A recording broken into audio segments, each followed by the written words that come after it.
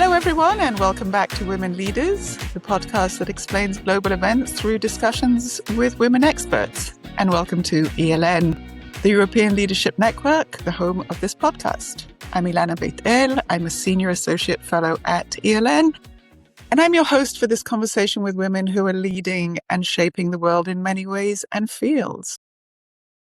We're in our summer season of discussions with women authors, and today we're truly honored and delighted to have with us Barbara Demick, storied foreign correspondent for the Philadelphia Inquirer and then the Los Angeles Times, and a great author of non-fiction books, including the 2009 award-winning Nothing to Envy, about the reality of people's lives in North Korea, Eat the Buddha from 2020, about life in a Tibetan town, and most recently, the fascinating Daughters of the Bamboo Grove, about China's one-child rule and the rise of international adoption.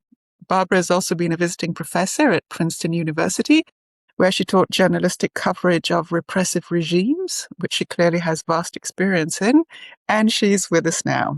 Hi, Barbara. Really great to see you. Hi, Ilana. Really nice to see you again, too. Exactly. It's only been 30 years. Thereabouts, yes. We're dating ourselves. Barbara, as always, we start out by our guests telling us a bit about themselves, their career, their background. Please. Okay. So I wouldn't say I'm exactly an accidental journalist, but it wasn't my intention. I went to a good university, Yale, and graduated sine laude. If your listeners speak a little Latin, I had not the greatest college career. I darted between different majors: physics, French, Russian, English, music. I ended up a history major. I love history, and I realized that was most of the courses I had taken, and in a way that made me, I think, the typical journalist, because we tend to be dilettantes who have a lot of different interests, but like to flit between our different interests. So I've been a journalist my entire career. I started at a small newspaper in New Jersey, doing mostly investigative reporting. I had a brief career as a business writer, and all I really knew about business was that I needed a paycheck. And that's where the jobs were. And, then I was sent to Berlin in 92 to cover the economic reintegration of Europe. And at that time, I said to my editor, but there's this nasty little war in Yugoslavia. I don't know if I'm up for that. And he said, it's nothing. It'll be over soon. And well, as you know, Ilana, it was not over soon. Not at all. So I became a war correspondent, and then I moved through the Middle East, through to Korea, to China. I'm back in Berlin at the moment, but I've really specialized in the people in the conflict. And so my first book actually was called Lagavana Street, and it was about people on one street in Sarajevo. And it's a very actually common technique now, but it wasn't so much when I started during that war of, really just telling the war through the eyes of the people. And I did the same in North Korea, writing about North Korea through the eyes of the North Koreans, the actual North Koreans, their lives. And, much maligned and, often despised people, but they were real people. And I did the same thing really with Tibet, because Tibetans were not maligned. They were sort of glorified as these noble nomads and peaceful people, but there was very little sense of who the real people are. So that was my Tibet book, very similar real lives. And it brings me up to the newest book, Daughters of the Bamboo Grove. And that the book is set mostly in China. And, it starts really with the people whose daughters were taken for international adoption. There's a lot of books about adoption, but they almost always are written from the perspective of the adoptive parents. So this is somewhat different.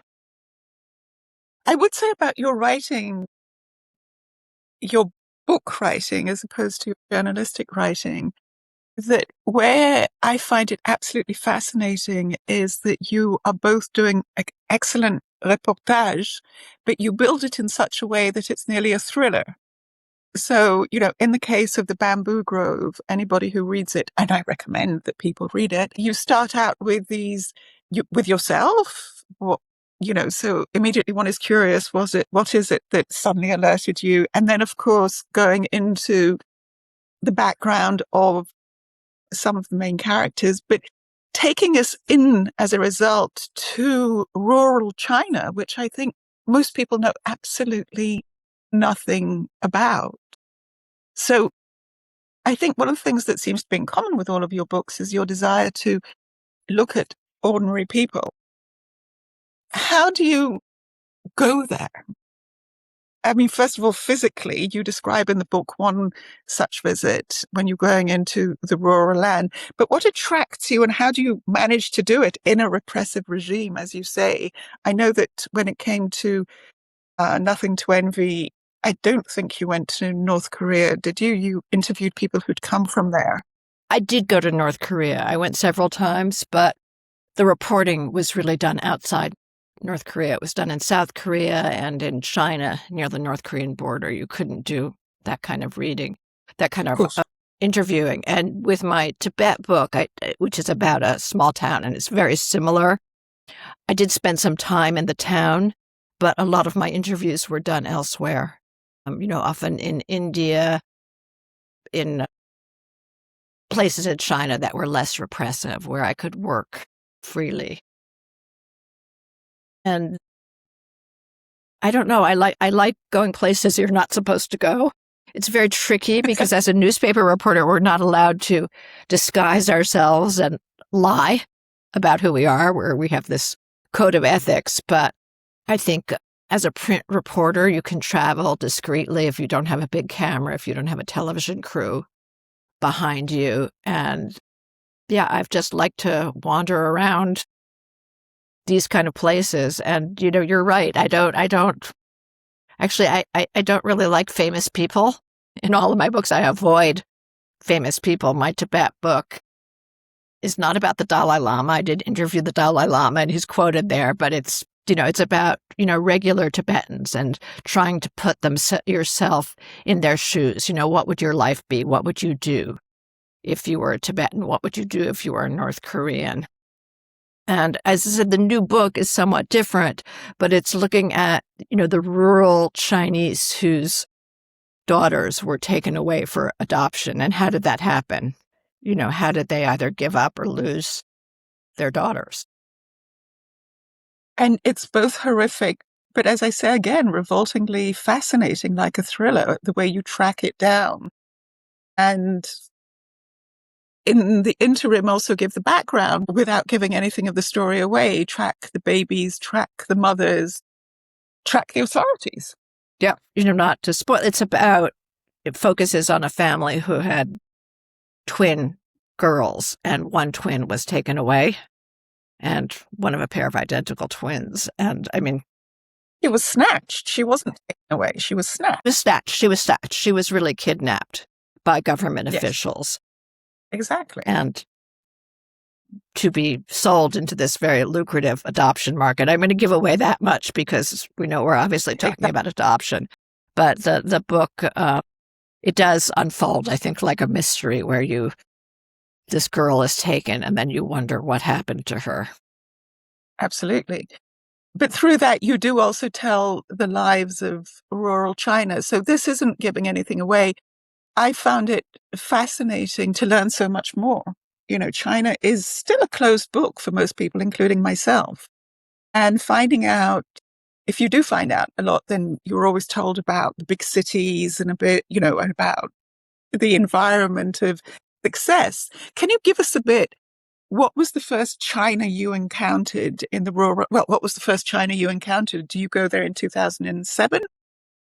Yeah, I moved to China in 2007. I had been to China several times before, and I was based in Beijing, big, You were the big bureau city. chief. I was the bureau chief for the Los Angeles Times, big city. And could be very hard to report there. There was a lot of hostility towards the American press. There was an organization that had started up then called Anti-CNN, but it was like really anti the American press. And they said, we were, maligning the Chinese nation and we were too harsh in our coverage of China. But what happened is when you got to the countryside, you were hailed as a hero because the rural Chinese who were, might be poor and they may not be educated, but they are not stupid, not at all. They knew that we had the ability to report on things that their own press could not because of the censorship. The Chinese government could control our movements, not let us go certain places, but once we had the story, they couldn't block it. They couldn't censor it. So I had a lot of experiences in rural China where, I was treated as a visiting hero. I mean, I remember going to one small town, which was where they were having protests about lead poisoning. And, we had myself, I traveled with an assistant because my Chinese was not fluent. We had told them, we're going to travel discreetly. Don't tell anybody we're coming. And we got to the little town and there was a big banner across the street, "Welcome American journalists." And, we were followed everywhere. And I don't want to take up too much of time, but I had a lot of these kind of experiences. And this experience, we had a taxi driver who was very determined to shake the government tail that was following us and managed to do it and didn't want to take any money. But, often in the rural settings, people were very, very happy to see us and very happy to talk. So we were, it's gotten much tougher now, but this reporting was done in the mid 2000s. And, Right. we could travel pretty freely. And once you got to that little village, people were happy to see you. We would just emphasize, at least in the mid 2000s, from the way you're describing it, then access roads were still very bad to many parts of rural China. Yeah, in some places, this mountainous area of Hunan, where Daughters of the Bamboo Grove takes place, in this part of the Tibetan plateau, where my previous book, Eat the Buddha, took place. It was very difficult to get to those places and still very remote. Although, every year the infrastructure improves and it's amazing how fast they're building. And that's one of the things that, it forms the narrative of Daughters of the Bamboo Grove in 2002, when this little girl was basically kidnapped by the government because her family was too poor to pay the fines for violating what was called the one-child policy. These very, very strict limits on family size. They were very poor. There was no way they could pay. And when I went back to the village, the family had built a big house. All the family members were working in factories. China has changed so dramatically. If you could tell us a bit about that, because again, I think that, sort of, for many people, the understanding of China is just, Beijing or the big cities or things like that. So you were there between 2007 and 2000 and... I left in 2014, but I kept on traveling back and forth to China till the end of 2019, right before the COVID epidemic. So tell us a bit about the evolution. There's a lot of there were a lot of excellent reporters covering China, going to places, but most of the stories you read about, quote unquote, ordinary Chinese were like bus drivers, teachers, sometimes factory workers. These people in the villages whose kids were taken, they were many rungs below that. They were basically rice farmers. This family had lived on these terraced rice fields for hundreds of years, maybe thousands. I mean, nobody seemed to know. And they were starting to do migrant work, going to different cities to make money. But, they were really represented a large portion of the Chinese population. And it was not that often that journalists spent time with those people. There's a few exceptions, great books that came out of it. But generally, the journalists didn't get down to that level of society. And the thing that, for American readers would be like Pearl Buck's The Good Earth. This abject poverty and backwardsness. But again, it was changing so fast.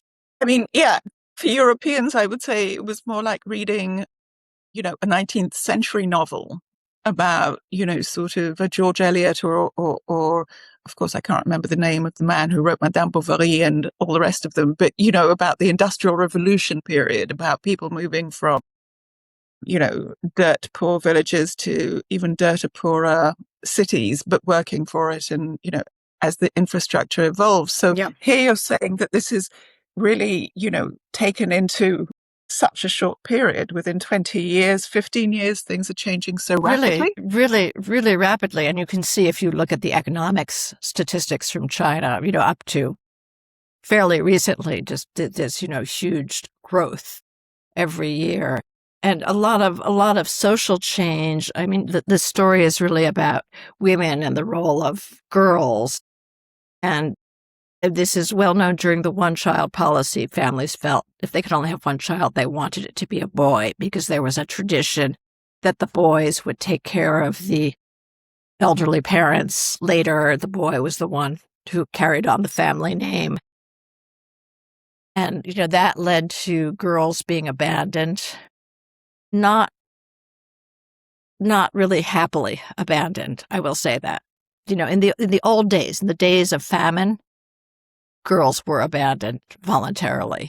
But in this period, when the one-child policy started, which was around 1980, most families did not want to give up their daughters. In fact, I don't like to say abandoned. I'd like to say relinquished, because they were under great pressure to give up these daughters. And by the late and international adoption started in the early 90s. And it was very lucrative. And while most of the money went through Beijing, the families who adopted had to make contributions, usually $3,000 US, to these orphanages, government-run orphanages that had fostered their children. In cash. In cash. They had to carry the money in cash. And that money fueled this wave of child trafficking that really started in the 90s. And the reason was, and this is really about the social change in China, is that by that period, people didn't want to give up their daughters. And there were not so many abandoned girls. And the whole attitude towards girls was changing very quickly. And this had to do with the industrialization of China.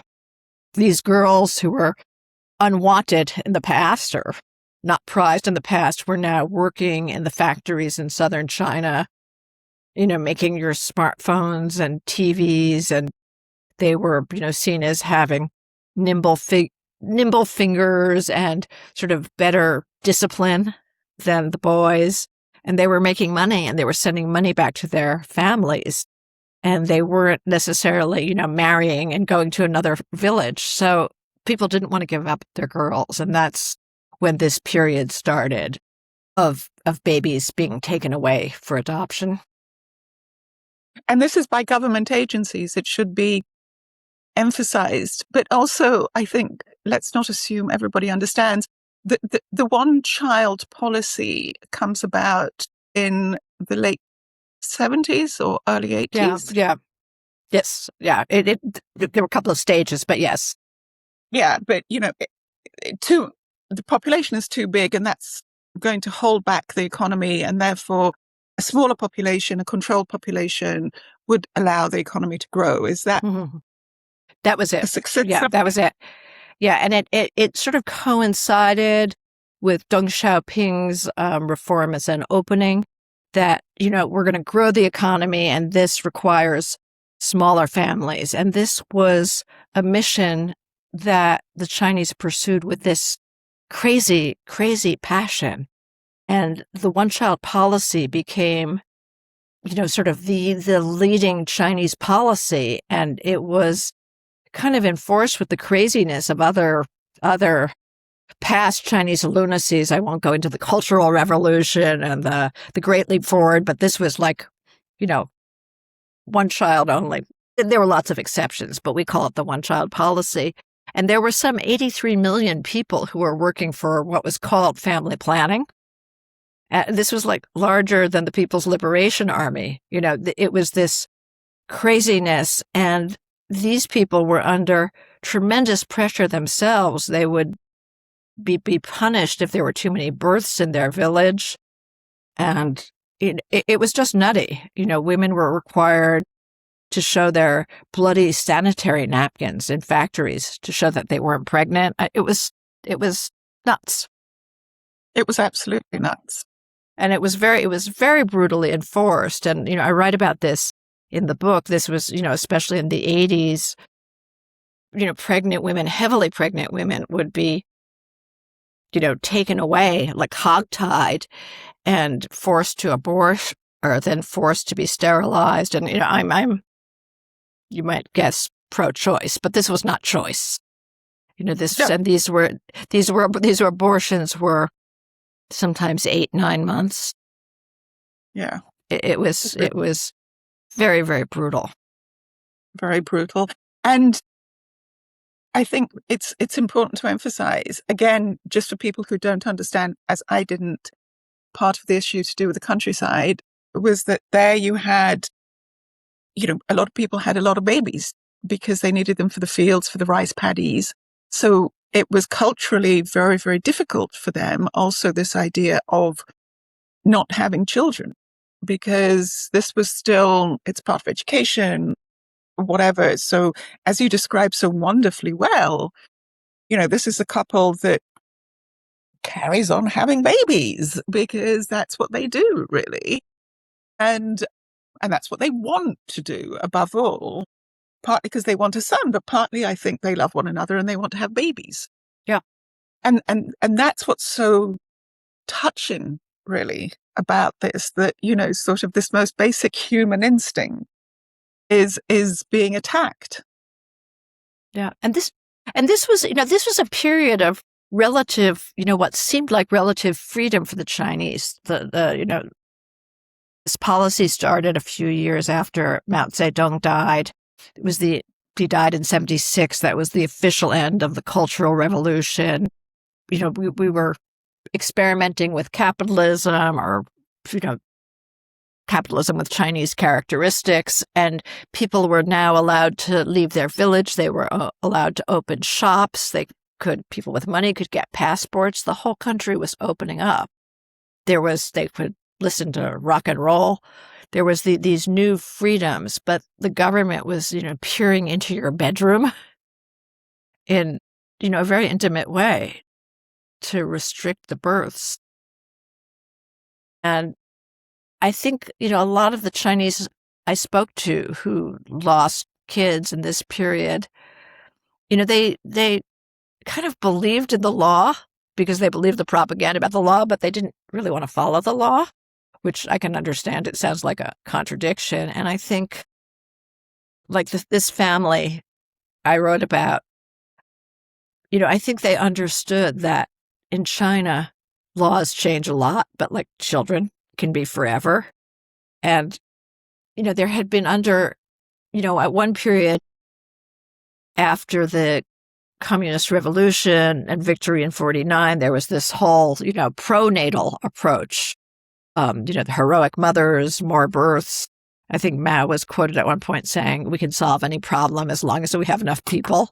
And then there was like, no, stop births. And there's an expression that I heard often from rural Chinese is that the Chinese Communist Party is like the weather. You just wait for it to change.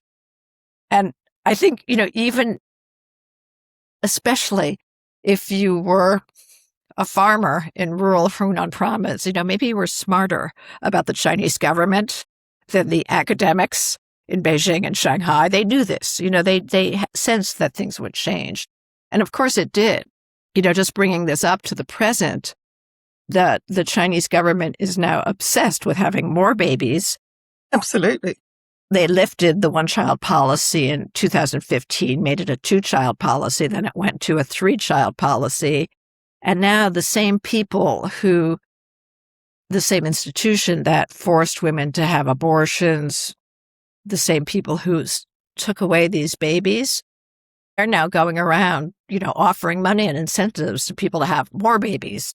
So it's just, complete U-turn. Completely and utterly bonkers. There's no doubt about it. But the standard of living, from what you're saying, is much higher now in the country. It's much higher, and China is urbanizing.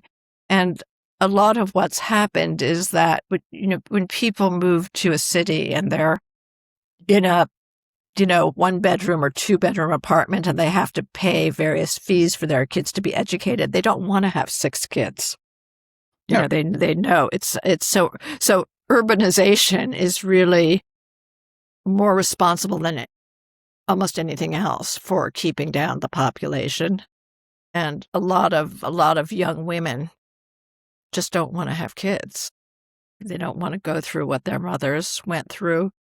And there's also not enough young women of childbearing age for the males. Because of the one-child policy.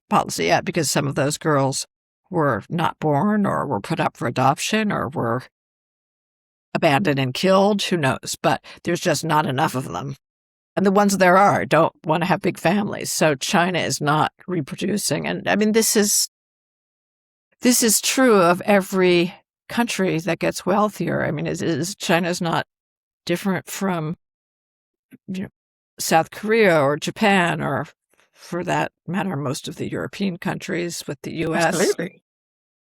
As soon as standard of living's, we know that it's not just standard of living. Women on the whole, if you are educated, you want to have babies later because you want to start your career, you want to establish yourself. So first of all, your childbearing years are shorter.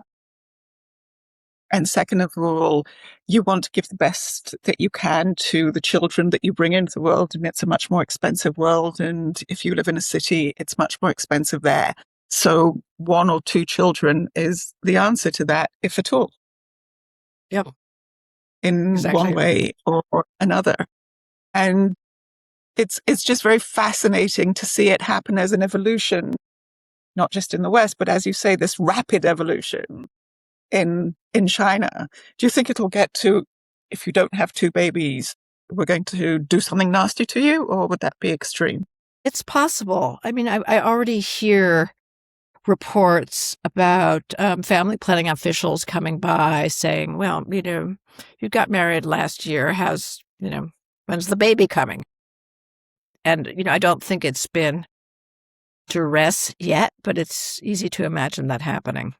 The way you describe China, it's what I would say a country with laws rather than a rule of law.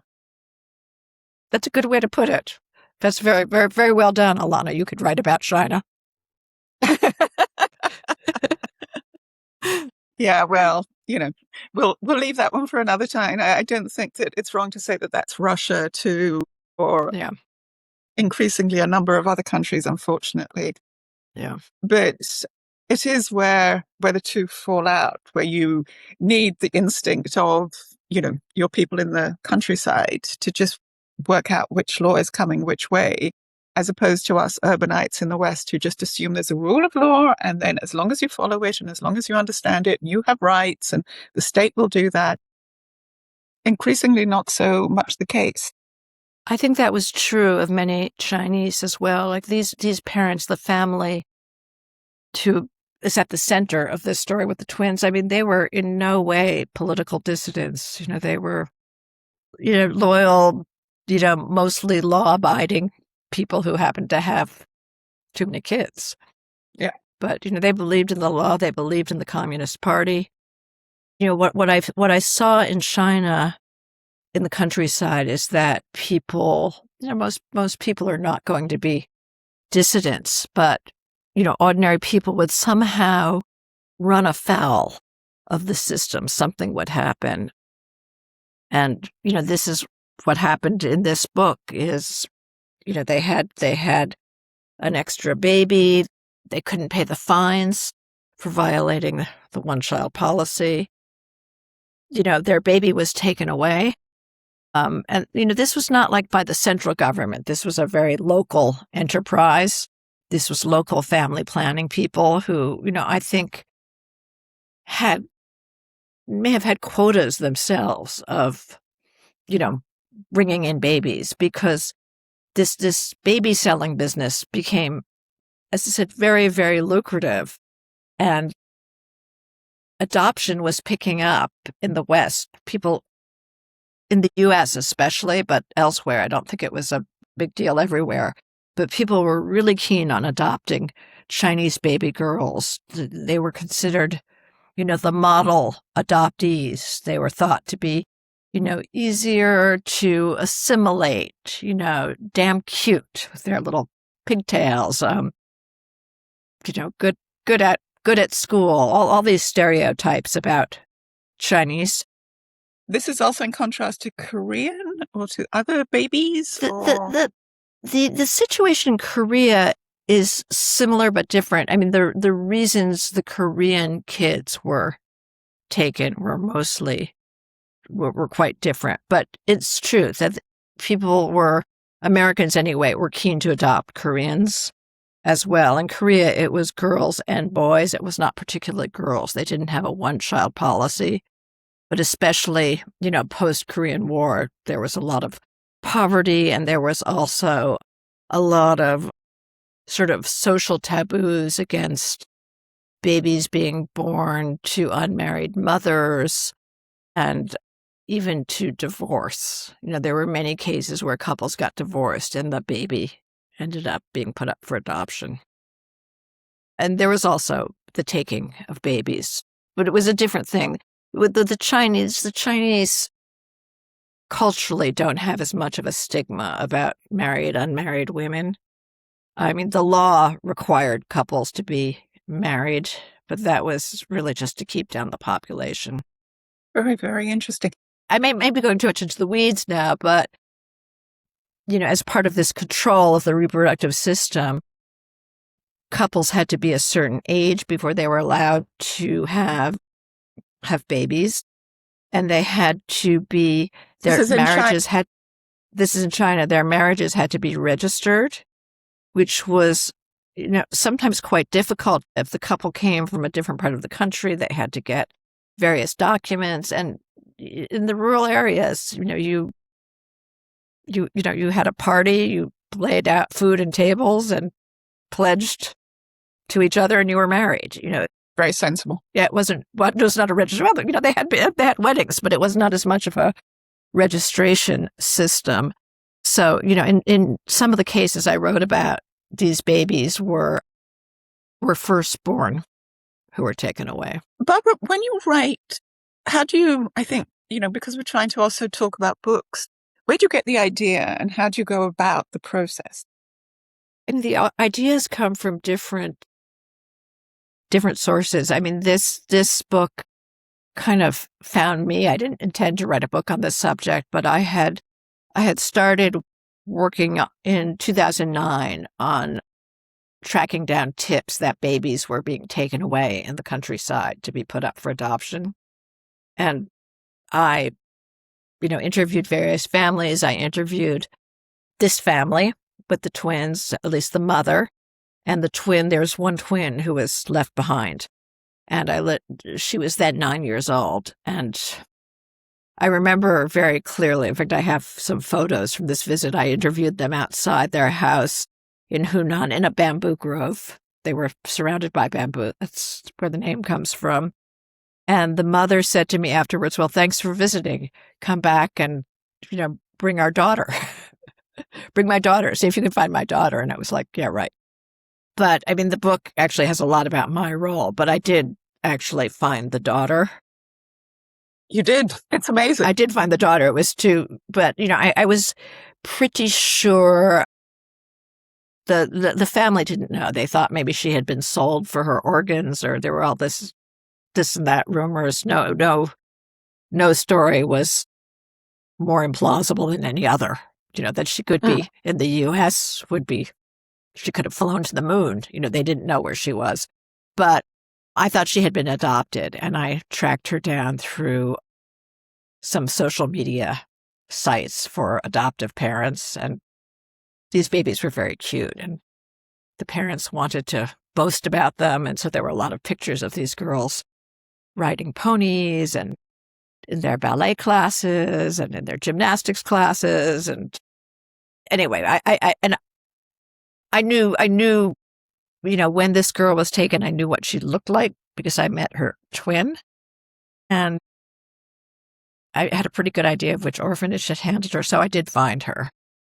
But back to why I wrote this, at the time I found her, the American family were horrified, absolutely horrified. They were evangelical Christians. They had adopted really for humanitarian reasons. They wanted to rescue abandoned babies, and they wanted nothing to do with me. But years later, they got in touch and said, thanks for not exposing this story, because I didn't write about this when I found her. But, our daughter is a teenager now, and she'd like to meet her family in China. And, even at that point, I said, well, of course, I'll help you. But it wasn't until very late in the game that I decided to write a book.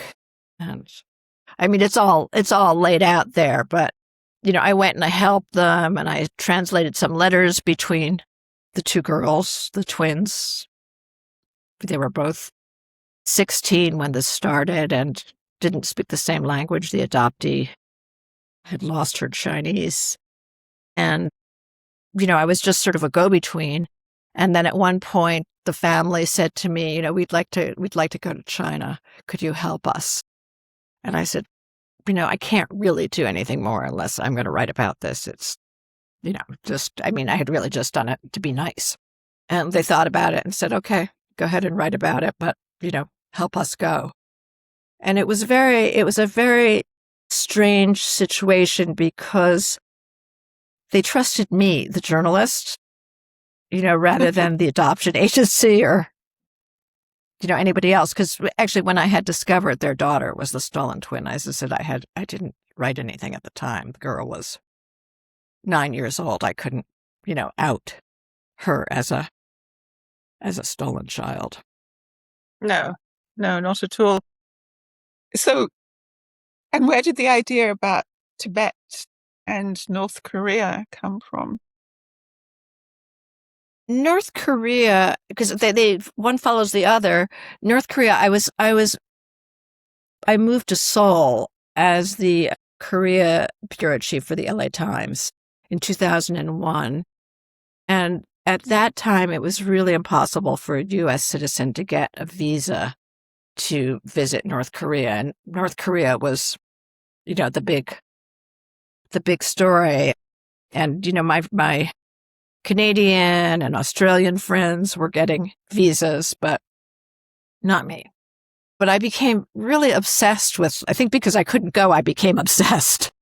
There's a friend of mine says we're like cats. If you have a cat and a string and you give the cat the string, the cat loses interest immediately. But if you don't give him the string, yeah. So I was like the cat without the string, and I was, I would have dreams about North Korea. So I interviewed like every North Korean defector I could find, and there were a lot in Seoul then, just about their lives. Like I wanted to know what their lives were like. What was it like to be a North Korean? And then I narrowed it down to North Koreans from this one city, because when you have people from one city, you can confirm what they tell you. Yes, I saw dead children behind the train station who had died of starvation, and 95, and you can form a picture. And so I wrote that book, and then I moved to China in 2007, and there was a lot going on with Tibetans. By 2008 was the year of the Summer Olympics, and there were Tibetan protests against China's torch rallies, and the Tibetans were really making a lot of stink. They were trying to get attention for themselves. And, we journalists started to cover it, but you couldn't really go into a Tibetan town without being picked up and shipped off as foreign correspondents. We weren't. By the Chinese authorities. It's important to emphasize that Tibet is controlled by China. Okay. Oh, yeah, I should get that. Tibet is controlled by China. All of Tibet is controlled by China. And actually parts of Tibet you can't, what's called the Tibet Autonomous Region, you can't go into without a special permit. But as, journalists with, have press credentials in China, we were allowed to go to other parts of the Tibetan plateau. But the minute you'd get there, somebody would pick you up and say, you had to leave for your own security or some such. It was very, very hard to report on Tibetans. And I had this same curiosity, like, what was it like to be a Tibetan in the 20th century? Was everybody unhappy? There was all this Chinese propaganda about how much they had done for Tibet. Did you resist Chinese rule or did you play along?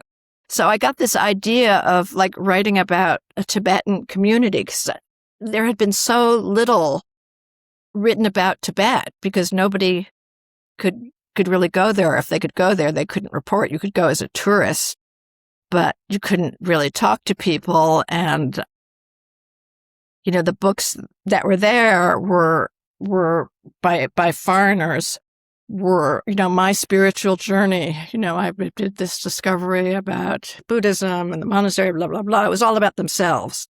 And not all, but there were largely. A lot of those books were like that. Not all. There's some good books. And Tibetans certainly couldn't write about their lives because, they were, living in Tibet. Tibetan exiles in India and elsewhere wrote books. So I started collecting information about this one town, and this was a town where a wave of self-immolations had started in 2009. And there were over 100 of them eventually, but it was the toughest place in China to go to. So, of course, I wanted to write about it. And so it's about life in that town. And, what I found was actually there were a lot of Tibetans who sort of believed in the Chinese dream. They wanted to participate in rising China and get wealthy and live better lives, but it was so difficult for them to get jobs. They couldn't get passports. They couldn't sometimes travel from one town to the next. They were just under this stifling control. So anyway, that book, which is the book that I'm proudest of because it was really difficult to report, is about life in that town, just like what it's like to be a Tibetan. But the books are all about, trying to create empathy for people whose lives are very different, people whose names you probably can't pronounce, who live in a place you've never been, maybe a place you can't find on a map, about things that you can't really see on Google Earth or, the internet. There's still mysteries left in the world, and there's still places that are mysterious. And so that's really what the work's been about. I think there's many, many places like that, but you've done really, how can one put it? You've done a fabulous job of trying to bring reality. And I think that when we talk about imagery, part of the reason that we talk about, China as this concept, or Tibet, or North Korea, is there's no reality for any of us. And I think that what you've done in your books is really bring a reality, real people. How do they live? How do they talk? What do they eat? What do they think? The complexities of their lives. And it makes it so much real, and therefore not just empathetic, but also it gives you a very clear perspective on the journeys of countries and places. And I think that's terribly important. So, and at the same time, they're such enjoyable books. It all sounds pretty heavy. So I have to emphasize to our listeners that these are not heavy books. They are incredibly readable. And I would recommend every single one of them. What are you up to now, though, Barbara? Well, I'm in Berlin, as I may have mentioned. This is where I started my career as a foreign correspondent. And I'm working on a book about life on one street in Berlin over 100 years. And it's not a repressive regime, although there are things about life here that people don't want to talk about. But it's over 100 years. And it's, again, a large story on a very small canvas. So I've interviewed really dozens of people who lived on this street. So it starts during the Weimar period in the 1930s, before the rise of Hitler, and goes through the present. Sounds like another light read, but a really fascinating and wonderful one. All the books are mentioned in the notes, but all we can say at this point is thank you so much, Barbara. It's been an absolute pleasure to talk to you, of course. And we hope to have you back again when the next book is out. Thank you so much, Ilana. I really appreciate it. And it's fun to see you again. Absolutely. Keep listening to our conversations and support us with a subscription on your podcast platform. Leave us a 5-star on Apple Podcasts and Spotify. And of course, add to the conversation with your comments. In addition, help support our podcast and spread the happy word of this episode to friends, colleagues, enemies, family, and anyone you think who would like it. We're on all media, so reach out on Instagram as at women_podcast_leaders podcast, and on ELN, Twitter, Facebook, and LinkedIn. All information and links mentioned in the episode can be found in the notes. I'm Ilana Beit-El, together with my friend and producer Florence Ferrando, and we'll be back very soon with another great conversation.